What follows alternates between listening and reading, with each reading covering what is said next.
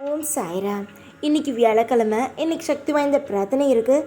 இதில் நீங்கள் கலந்துக்கணும்னு நினச்சிங்கன்னா இந்த வீடியோக்கு கீழே கமெண்ட் பாக்ஸில் உங்கள் பெயர், கோரிக்கை, ஹார்ட் சிம்பிள் எதுக்கு கேட்குறேன்னா, நீங்கள் பிரார்த்தனையில் கலந்துக்கிறீங்கன்னு எனக்கு தெரியணுங்கிறதுக்காக உங்கள் பேர் எழுதி ஒரு பேப்பரில் சயப்ப காலில் குலுக்கி போட்டு 3 பேரோட பேர் எடுப்போம். அந்த 3 பேர்த்துக்காக சக்தி வாய்ந்த பிரார்த்தனை பண்ணுவோம். உங்களுக்கு நம்பிக்கை இருந்துச்சுன்னா நீங்களும் கலந்துக்கோங்க. யார் பேர் வந்துச்சு, எப்படி பிரார்த்தனை பண்ணுறோன்னு உங்களுக்கு தெரியணுன்னா, வெள்ளிக்கிழமை காலையில் போடுற ஷார்ட்ஸில் யார் பேர் வந்தது, எப்படி பிரார்த்தனை பண்ணுறோம் அப்படிங்கிறத ஷார்ட்ஸில் நீங்கள் பாருங்கள். நிச்சயமாக உங்கள் பேரும் வரும். நம்பிக்கையோடு கலந்து கொள்ளுங்கள். நிச்சயமாக நல்லதே நடக்கும். ஓம் சாய்ராம். என் அன்பு செல்லமே, வந்து விட்டாயா? இன்னும் அரை மணி நேரத்தில் நீயே எதிர்பார்க்காத வகையில் உனக்கான ஒரு உதவியை நான் அனுப்பி வைத்துள்ளேன். வந்து கொண்டே இருக்கிறது. அதை பெற்றுக்கொள்ள நீயும் தயாராக இரு. உன் வாழ்க்கையில் மிகப்பெரிய ஒரு விஷயம் நடக்கப் போகிறது. பலருக்கு நீ உதாரணமாக வாழப்போகிறாய். என் தங்கமே, யாரெல்லாம் உன்னை தாழ்த்தி இவளைப் போல் வாழவே கூடாது, இவள் முகத்தில் முழித்தால் நல்லதா என்று பேசினார்கள், அதையெல்லாம் மறைத்து உன்னுடைய வாழ்க்கை இவ்வளவு அழகாக மாறிவிட்டதே என்று அவர்களே மனதுக்குள் ஏங்கும் வகையில் ஒரு இன்பமான நிகழ்வு நடக்க இருக்கிறது. என்னுடைய தங்கத்திற்கு பல விஷயங்கள் ஏமாற்றத்தை தந்திருக்கலாம்.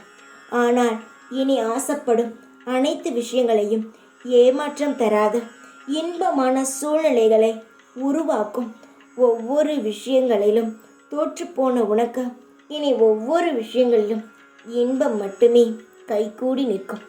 என்னுடைய தங்கமே, உன்னுடைய வாழ்க்கை எப்பொழுதும் தங்கம் போல் ஜொலிக்கும், வைரம் போல் மினுமினுக்கும். இதுவரை எதையும் பார்க்காத உனக்கு சந்தோஷம் காத்து கொண்டே இருக்கிறது. நீ எதை பார்க்க போறாய் தெரியுமா? உன் வாழ்க்கையில் நீ செய்யும் வேலையில் முன்னேற்றத்தை தான். இதுவரை தொழிலும் வருமானமும் மிகவும் சோர்வாக இருந்தது. ஆனால் இனி உற்சாகமாக உன் கையில் வந்து கொட்டப் போகிறது. அதனால் கவலைப்படாதே. என்னுடைய தங்கமே, உன்னுடைய குலதெய்வத்தை நீ வணங்குகிறாய். ஆனால் அதை தொடர்ந்து வணங்குவது கிடையாது. உனக்கு ஒன்று தெரியுமா? ஒரு வீட்டுக்கு ஒரு தாய் இருப்பாள். அந்த தாய் நீ வீட்டுக்கு சீக்கிரமாக வரவில்லை என்றால் தேடுவாள்.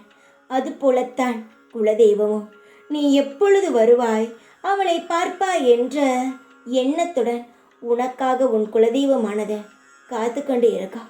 என்னுடைய தங்கமே, உன் குலதெய்வ கோயிலுக்கு முதலில் நீ சென்று வா.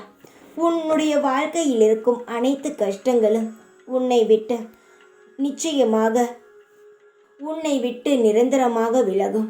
உன்னுடைய தடங்கல்களுக்கும் உன் ஏக்கங்களுக்கும் நீ செய்யும் வேலையில் எந்த ஒரு பலனும் இல்லையே என்று நினைப்பதற்கும் காரணம் நீ குலதெய்வத்தை போய் பார்க்காமல் இருப்பதுதான்.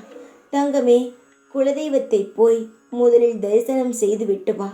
பிறகு பார், படிப்படியாக உனக்கான அனைத்தும் நல்லது நடக்க ஆரம்பித்துவிடும். நீ தேவையில்லாத ஏதேதோ செய்வதையெல்லாம் விட, பரிகாரங்கள் செய்வதை விட ஒரு முறை உன்னுடைய வாழ்க்கையில் போய் உன் குலதெய்வத்தை பார்த்து விட்டு வா. எல்லாம் சரியாகும். எதையும் நினைத்து குழப்பிக்கொள்ள வேண்டாம். எல்லாம் காலப்போக்கில் உன்னுடைய மனது போலவே நல்லது நடக்கும். எண்ணம் போலத்தான் வாழ்க்கை. நான் சொன்னதை ஞாபகம் வைத்துக்கொண்டு உன்னுடைய குலதெய்வத்தை போய் வணங்கிவிட்டு எந்த செயலை வேண்டுமானாலும் செய். சந்தோஷமாக இருப்பா. எப்பொழுதும் உன் கூடவே இருப்பேன் நான். ஓம் சாய்ராம்.